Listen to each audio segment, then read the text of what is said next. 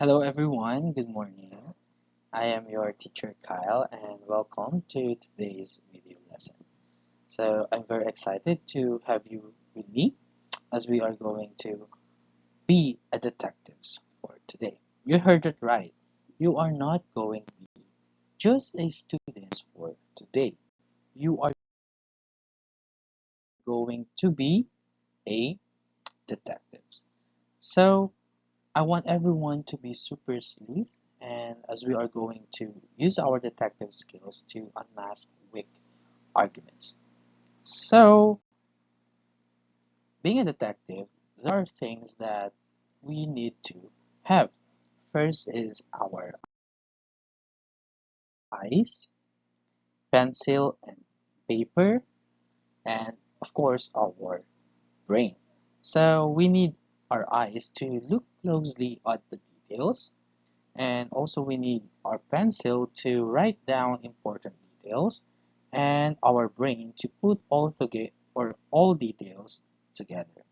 So detectives, kindly grab your detective glasses, hold your pen weapons, and put on your thinking caps, and let us start our investigation.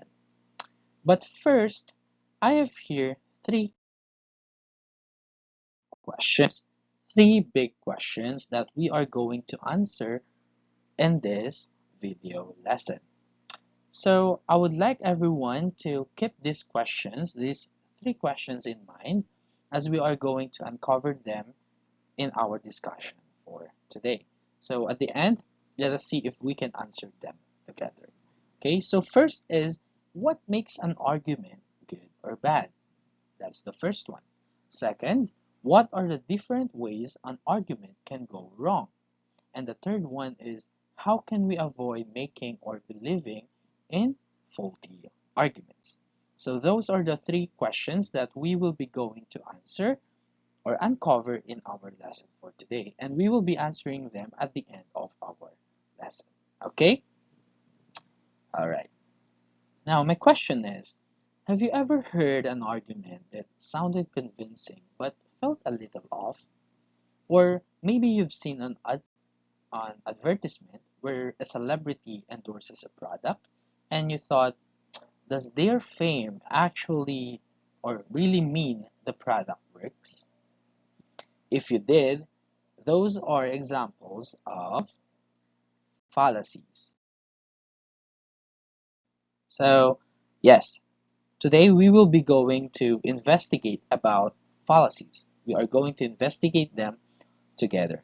So, but before we could dig deeper into what fallacy is, let us first know what is an argument. Since argument is where we can find the fallacies. So, what is an argument? So, when we say an argument, it is a statement or set of statement where one statement, we call the conclusion, is supported by other statement called premises. And the goal of an argument is to persuade or prove something. So basically, it is when we say an argument, it is a combination of premises and or a conclusion and a premises. Or some people call them a claim and a reasoning. So if these two combine, that's what we call argument. So let's have some example for us to know more about argument. First is exercise is good for your health because it strengthens the heart and muscles. So in this argument, the conclusion or main point being argued is the statement exercise is good for your health. And the premise or the reason given to support the conclusion is it strengthens the hearts and muscles. Okay, so remember that when we say conclusion, it is the claim being made, and the premises are the reasons supporting it. Now, the question is, what happens when an argument contains flows and reasoning? Alright, that's when we get the fallacies. So, what is a fallacy? When we say fallacy, these are misleading arguments. So they make an argument look convincing, but in reality, the reasoning is flawed. So some fallacies are obvious while others are sneaky. They might sound logical, but actually don't hold up when you analyze them. So fallacies can be used to manipulate people, distract people from real issues, or make weak argument seems strong. So these are fake. Fallacies are fake. They are very sneaky and they are very rampant in on arguments. So detectives, I need you to explore, or I need you for today, as we are going to uncover these kind of fallacies. But before we could include our we could delve into those fallacies, let us first see the three major criteria for a good argument.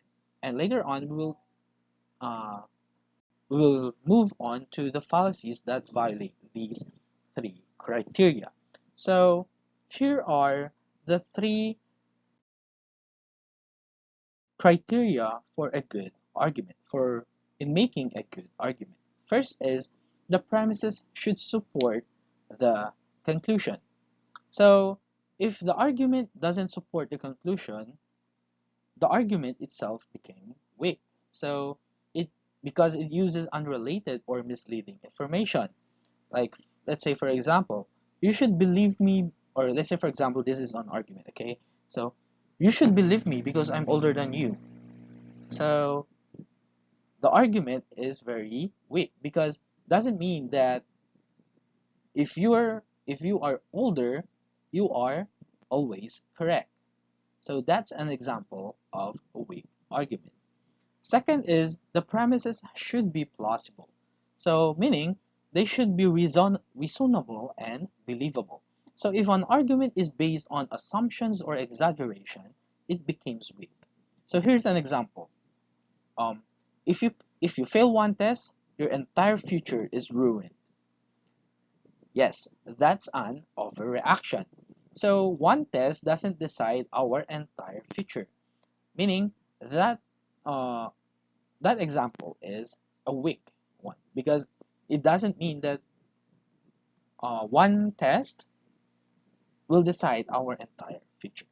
That's the second criteria. And the third one is all relevant information should be considered.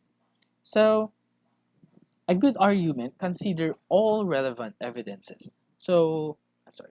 So if it only presents certain facts while ignoring others, it became misleading. So imagine someone saying playing video games makes people violent because some criminals play video games. Yes. So that ignores other factors like personal background and mental health. So a strong argument looks at all sides of an issue. That's the third one. Again, we have three criteria in order to make a good argument. First, the premises should be or should support the conclusion.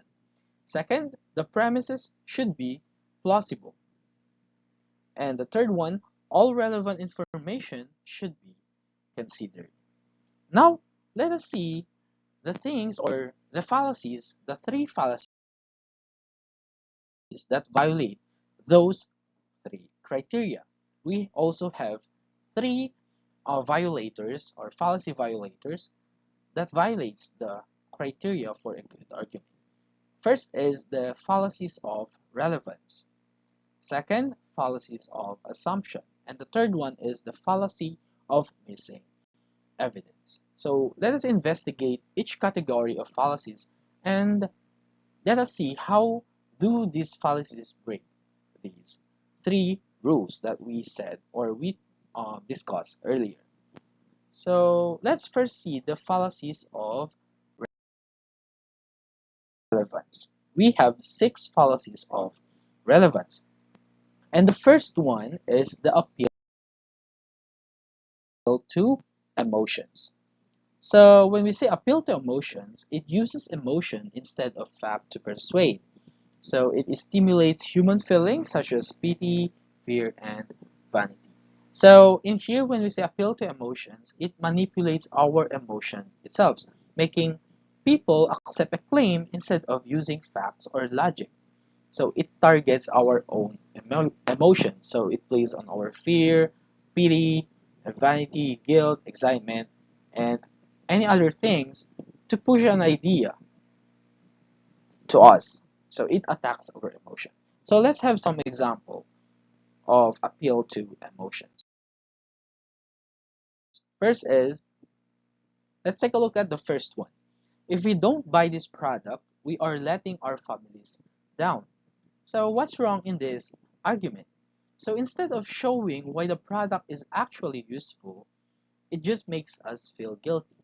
So again, a strong argument should give real reasons, not just emotion. Another example is, think of all the poor animals suffering. Everyone must go vegan. So the argument tries to persuade people to adopt a specific viewpoint by invoking an emotional response. So rather than providing logical or factual reasons to support an argument, it invokes our emotional response. So again, when we say appeal to emotion, it manipulates our emotions and feelings in order for us to believe in the speaker's argument. That is appeal to emotion. Let's move on to number 2, ad hominem. So ad hominem, when we say ad hominem, it instead of addressing the argument, this fallacy attacks the person. So it is committed when someone rejects a belief or arguments based on its source. So this fallacy happens when someone attacks a person instead of addressing their argument. In other words, instead of engaging with the points or evidence the person is presenting, the attacker focuses on discrediting or insulting the individual. So the goal of ad hominem is to undermine the person's credibility or character that often distract distract the audience from the real issue or to weaken the person's argument by making them seem untrustworthy or undesirable. So let's take a look at some examples of ad hominem in order for us to understand it better. First is, Baron Geisler is now a mental health awareness advocate. However, Geisler is a former self-confessed alcoholic.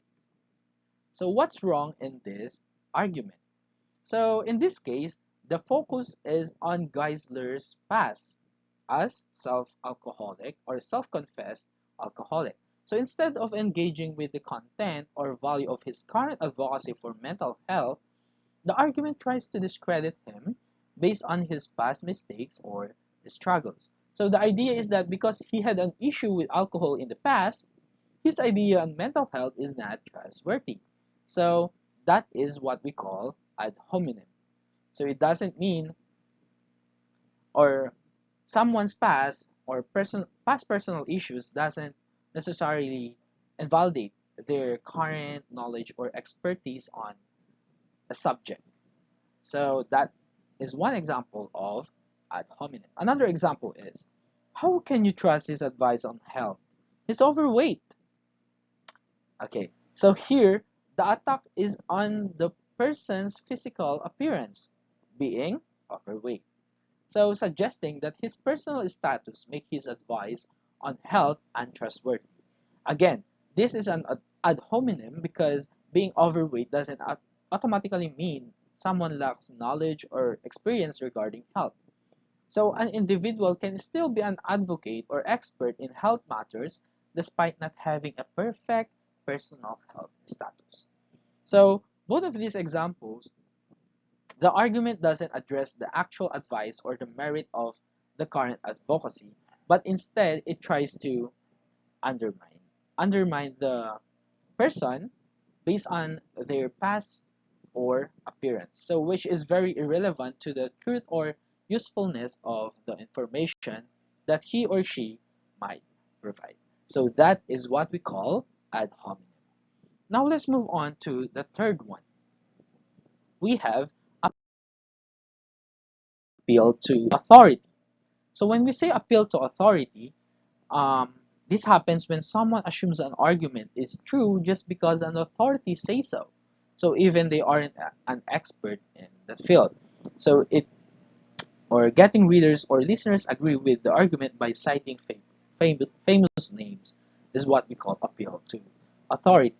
So this logical fallacy occurs when someone argues that a claim or a premise must be true because an authority or expert say that it is true. So without critically evaluating the actual evidence or reasoning behind the claim. Though, while experts can often provide valuable insights just by simply citing an authority figure, it is not valid reason to accept something as true. So the fallacy lies in the assumption that an expert's opinion is always correct. So even if the expert's argument or evidence is flawed, outdated, or irrelevant. Let's have some example in order for us to uh, understand what is the meaning of appeal to authority even more. So first example is a famous actor uses this shampoo, so it must be the best. So in this case, the argument suggests that because he is a famous actor using that certain shampoo, it must be the best. So this is an appeal to authority because it assumes that the actor's endorsement automatically means the shampoo is superior.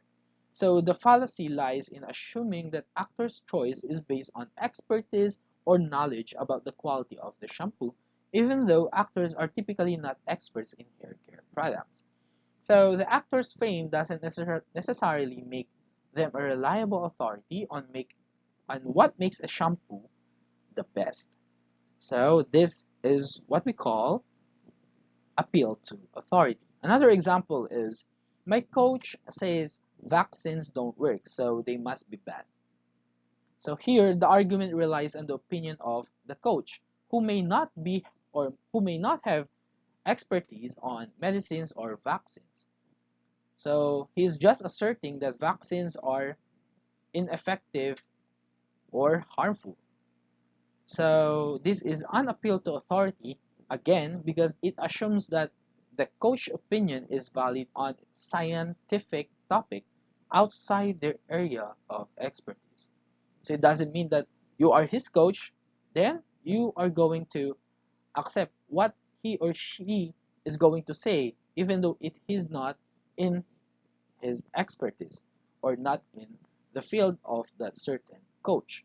So the fallacy occurs because coach role is in sport does not make them an expert in medical science. So their statement about vaccines should be evaluated based on evidence and research. So doesn't mean that they have the authority, they are very their argument is already valid. That is what we call appeal to authority. Let's have the next one. We have the red herring. So when we say red herring, it distracts from the main issue by bringing up something unrelated instead of addressing the question under debate. So this is where someone introduces an irrelevant topic or piece of information into an argument to divert attention away from the original issue. And the purpose of this fallacy is to mislead or distract the audience from the main point, and it is often used to avoid addressing the actual argument or to make the discussion more complex than necessary. So in essence, a red herring is a type of distraction used to shift focus away from the original topic, making it harder to engage with the actual issue at hand. So let's have some examples in order for us to. So example number one of a red herring. Why worry about climate change when there are people starving? So in this case, the speaker is diverting the attention of the audience away from the issue, which is climate change, by introducing the unrelated issue, starvation. While both are serious concerns, the fact that people are starving does not invalidate the reason or the need to address climate change. So the statement tries to distract from the original issue by shifting the focus to something else without actually addressing the argument about climate change itself. So it's a way of sidestepping the main topic. So another example is, Mom, I know I missed my curfew, but at least I got an A on my test. So here, the person is trying to distract from the main issue, missing their curfew, by focusing on irrelevant fact that they got an A on their test. So the good grade doesn't excuse or is not an excuse breaking the curfew. But by bringing it up, the person is trying to shift the conversation and avoid dealing with the real problem, which is missed curfew. So again, this is a red herring because it diverts attention to something unrelated to the core issue. Remember that one. I'll repeat. When we say red herring, we are diverting the attention of someone into something unrelated to the core issue. That's what we call red herring. Now let's move on to the next type of fallacy.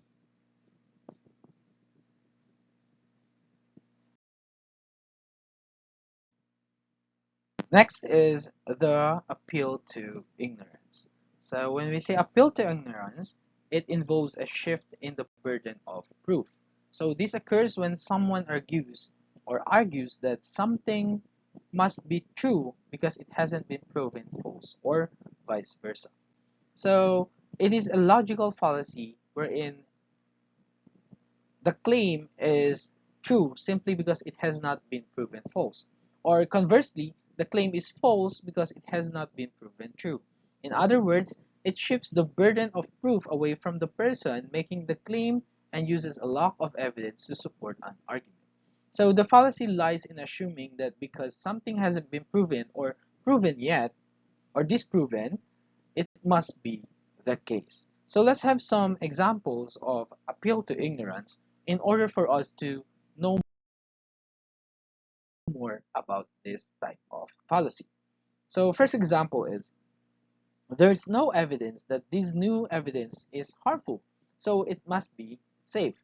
So this is appeal to ignorance because it assumes that the lack of evidence proving harm means that the new evidence must be safe. So just because something hasn't been proven harmful doesn't mean it is automatically safe.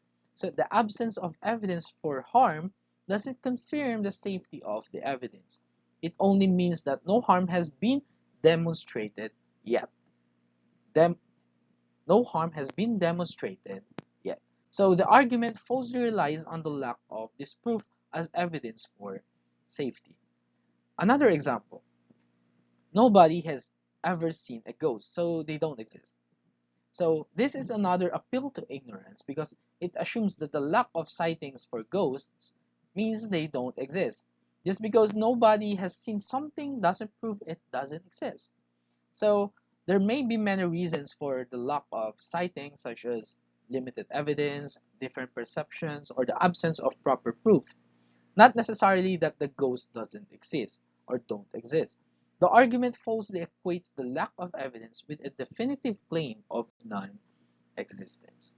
So that is what we call appeal to ignorance. So let's now have the next type of fallacy, non sequitur, or in English, or in other term, it does not follow. So this happens when the conclusion does not logically follow the premises. So it may sound reasonable, but there is no connection between these statements and the conclusion, or between the two, the premises and the conclusion. So the argument doesn't make sense because there's no clear logical connection between these statements. That is what we call non sequitur. So let's have some examples of this fallacy in order for us to know more about this. So example number one is, my neighbor is so rich, so he must be a good person. This is a non sequitur because being rich doesn't logically mean that someone is a good person. Yes, we some people may be a good person, but not every people that is rich is a good person. So the wealth of your neighbor is irrelevant to their character itself, behavior, or morality. So the statement jumps from one idea, which is richness, to an unrelated conclusion, being a good person, without logically without any logical connection. So that is what we call non sequitur. Another example, she's good at math, so she must be a great artist too. So this is another non sequitur because excelling on math doesn't necessarily mean that someone is also good at art. Even me, I doesn't mean that I am good. Like for example, that I am good in English doesn't mean that I am good in science also, or in Filipino also. So being good in our example, being good at math and being an artist are unrelated skills. So just because someone has talent in one area doesn't mean they will have the same skill in another area. So there's no logical link between these two abilities in the argument. So this is what we call non sequitur. And those are the six fallacies of relevance. So since we've talked about the fallacies of relevance, let's now move on to the six fallacies of assumption. Yes, we also have six fallacies of assumption.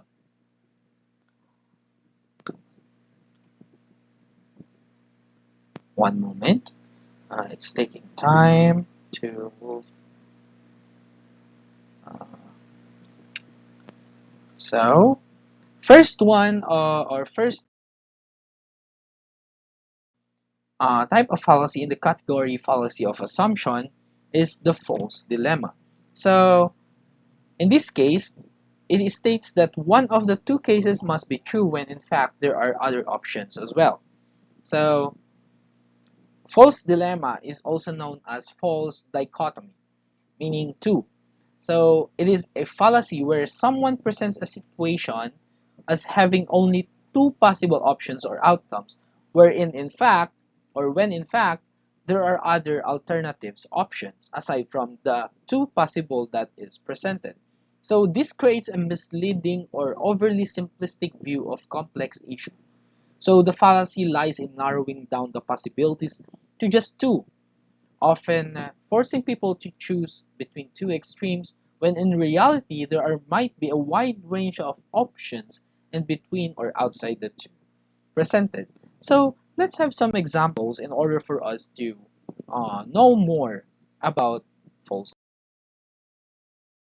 Example, I thought you cared about your fellow Filipinos, but I didn't see you at the fundraising campaign for the victims of earthquake in Davao City. So here it suggests that not attending the fundraising campaign means that you don't care about your fellow Filipinos. So implying that there are only two options that you are going to make. Either you care and attend or you don't care at all.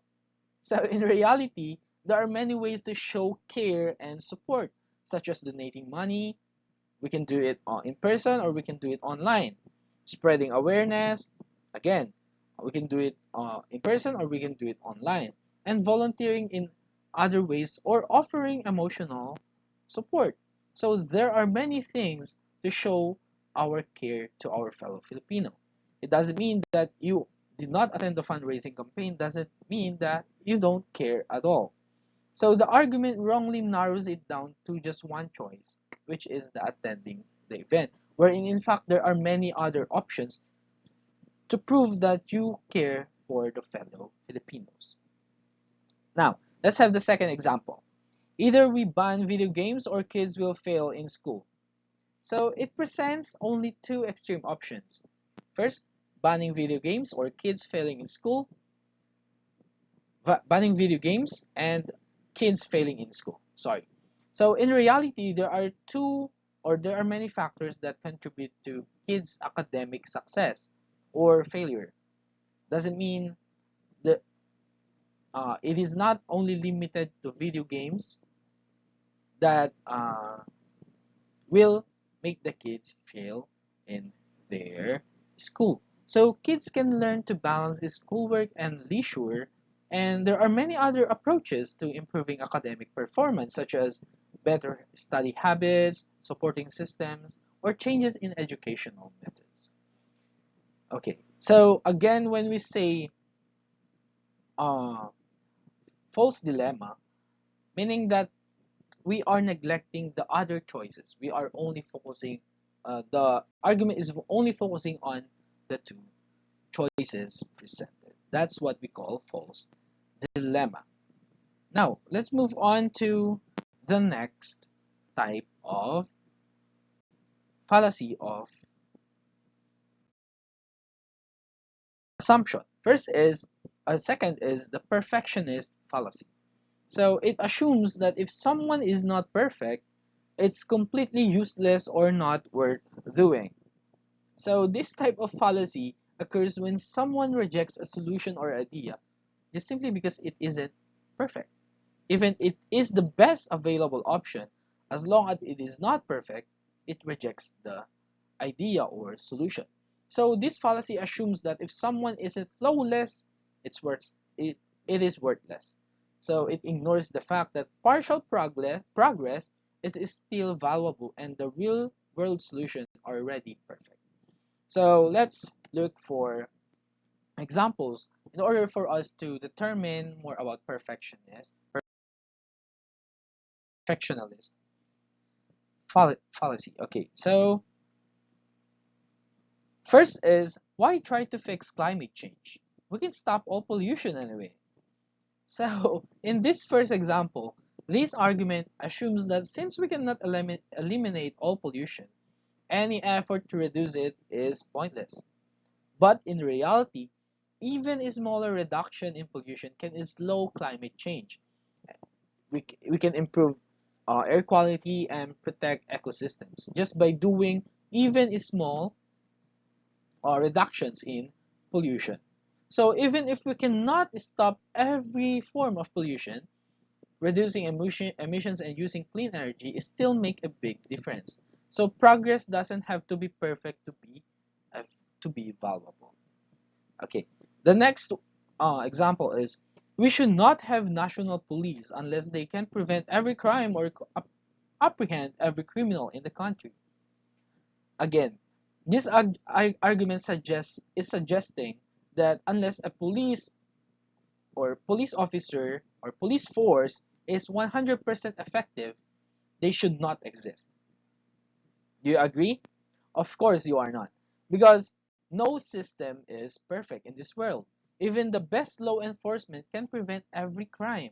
However, police still reduce crime, investigate cases, and maintain order in the city or province or even in the country.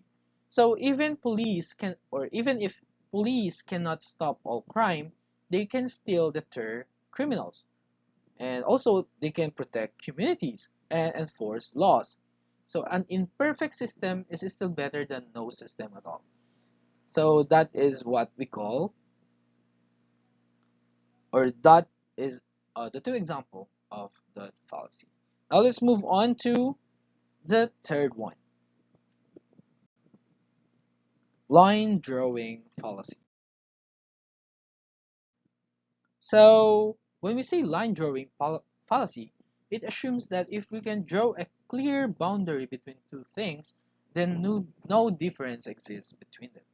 So this type of logical fallacy occurs when someone argues that because there is no clear or precise boundary between two things, the distinction between them is meaningless or non-existent.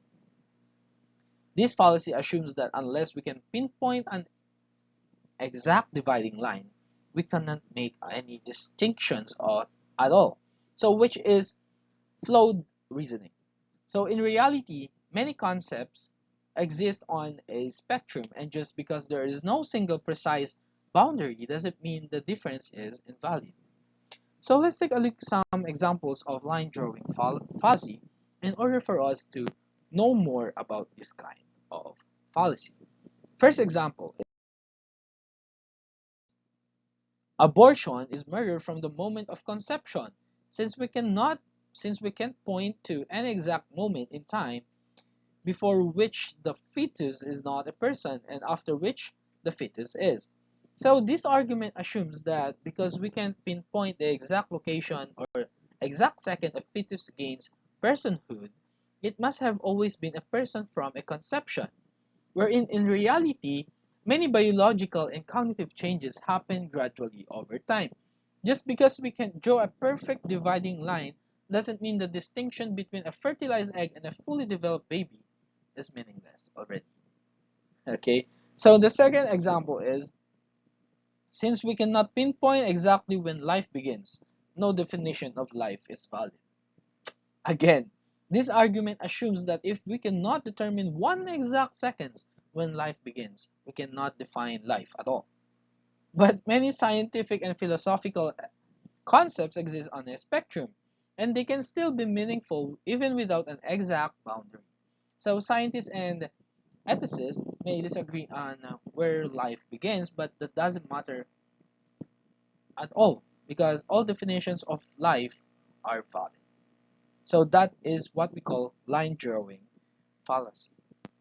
Next one is the strawman. So I know that you know what is a strawman is. So this mispresents an argument to make it easier to attack. So the arguer set up a weak version of the opponent's position and tries to score points by knocking it down. So strawman is mainly used in a debate. So when someone mispresents or distorts another person's argument to make it easier to attack. So instead of addressing what was actually said, they create a weaker or exaggerated version and argue against that instead. So think of it this way. So if you were in a boxing match, but instead of fighting your actual opponent, you set up a stuffed dummy, which is a straw hat or a straw man, in the ring and knock that over. Would that prove you won the competition? Of course not. But that's exactly what this fallacy does in debates and any other things or any arguments. So let's have some examples in order for us to know more about strawman fallacy.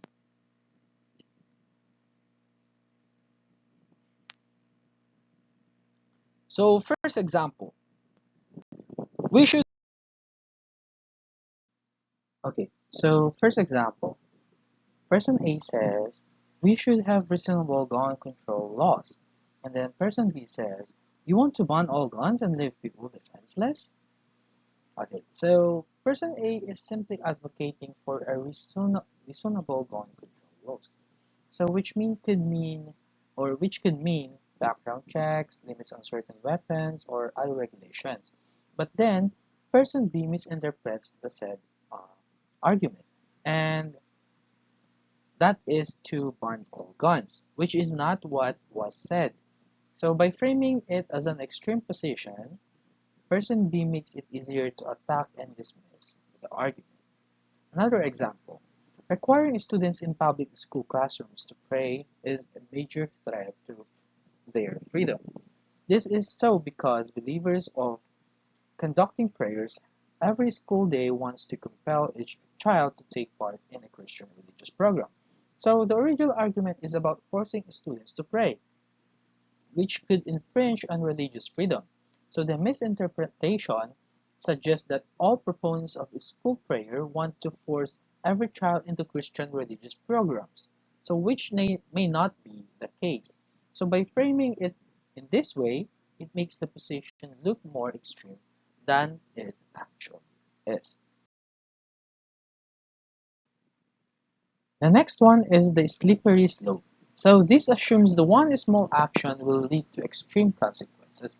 So it's like there's a series or sequence of events just because of a small action. So, when a small first step will inevitably lead to a chain of extreme and undesirable consequences without sufficient evidence to support the claim.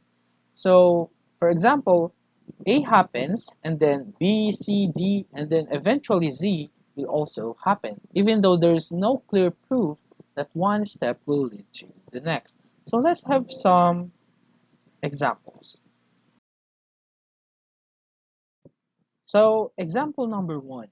If we let the students use calculators, soon they won't know basic math at all. So the argument suggests that allowing calculator use will completely eliminate basic math skills. But there's no direct proof that this will happen in reality. So calculators are tools that can aid learning for students. And students can still be taught foundation math skills even though they are using calculators. So just because students use calculator doesn't mean they will lose all ability to do math manually. Another example, if the experts decide today that we should have fluorides in our tea, coffee, frozen orange juice, lemonade, and every cell of our bodies, what's next? Tranquilizers, tranquilizers to avoid severe disorders? What about birth control chemicals to be routed to the water in certain ethnic neighborhoods? So the argument jumps from fluoride water to forced drugging of the population and eugenics. So there is no logical connection between adding fluoride and the government secretly controlling people's mind or reproductive rights. So this reasoning plays on fear and exaggeration rather than presenting factual concerns. So let's have the next fallacy, or the last fallacy for the fallacies of assumption is the begging the question. So happens when the argument's conclusion is assumed in its premises instead of being proven. So the phrase begging the question comes from a mistranslation of Latin term petitio principii, which roughly means assuming the initial point. So instead of offering independent evidence, the argument relies on itself as a proof. To put it simply, the person is saying, this is true because this is true. Alright, so let's have some example for us to better understand this. So, first example, I know ghosts are real because I saw one. So the argument assumes that what was seen was actually a ghost without proving the ghost exists. So the person is using their personal experience as undeniable proof without considering alternative opinions or explanations. So that is what we call, or that is um, making himself as the evidence itself. The next example is the president is always right because he's the leader. So here, the argument assumes leadership equals correctness without actually proving it. So just because someone is in position of power doesn't mean they are automatically right. So the statement provides no logical or factual basis for why the president's decisions are always correct. Right? So those are the 6 fallacies of assumption.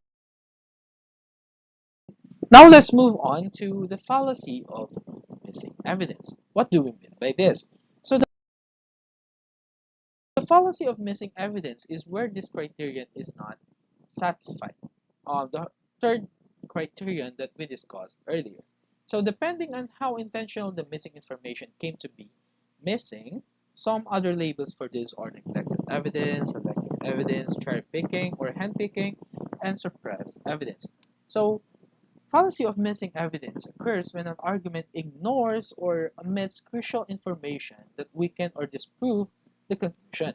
So instead of presenting full and balanced picture of the argument, the, the argument selectively presents only the evidence that supports its claim while ignoring contradictory or missing facts. So let's have some examples. First example, this new diet pill must work. I've read 5 testimonials from people who lose weight after using it. So the claim is the diet pill works, and the evidence presented is 5 testimonials from people who lose weight after using it. So what is missing in the argument? What about the people who did not lose weight? Did uh, they are exempted for to the 5 testimonials? And did those people exercise or diet alongside taking the pill? That's what missing. And another is, are there scientific studies proving that pill works, or is this just anecdotal evidence? Okay. So the problem in this argument is it cherry picks success stories while ignoring potential failures, side effects, or other contributing factors. So that is what we call fallacy of missing evidence. Another example, crime rate have dropped in the past years, so our new policy must be working. So the claim is the new policy caused crime rates to drop.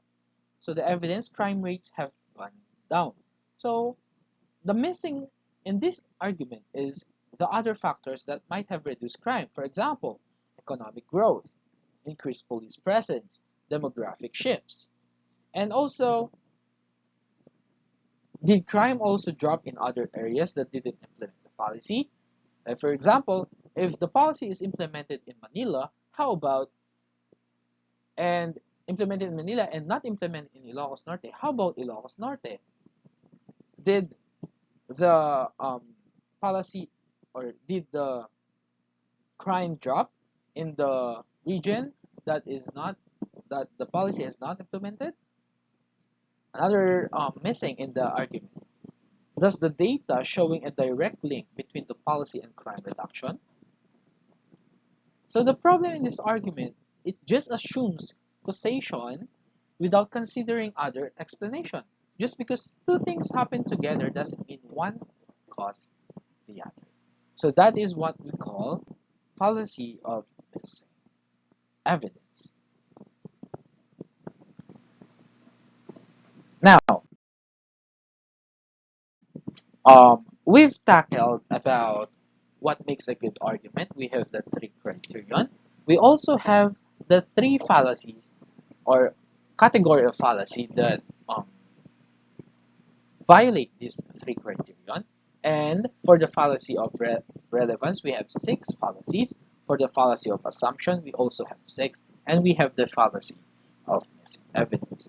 Now, now detectives, can you still remember the questions that we had on at the start of our uh, discussion? Let's answer them one by one. So first question, what makes an argument good or bad? So let's answer first what makes an argument good.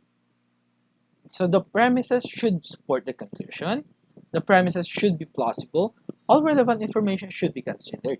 These are the 3 criteria for a good argument.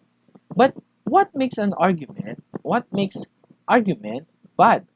An argument bad. So if an argument fails to target any of these areas, it becomes bad argument. This is where the fallacies came in. The fallacies of relevance, fallacies of assumption, and the fallacy of missing evidence. Second question. What are the different ways an argument can go wrong? So arguments can go wrong in different ways, which is why we categorize fallacies into 3 types. The fallacies of relevance, fallacies of assumption, and the fallacies of missing evidence. When we say fallacies of relevance, happen when an argument doesn't support the conclusion. Fallacies of assumption happens when the argument assumes too much. And the fallacies of missing evidence happens when important information is being ignored. And let's have the last question. How can we avoid making or believing in faulty arguments?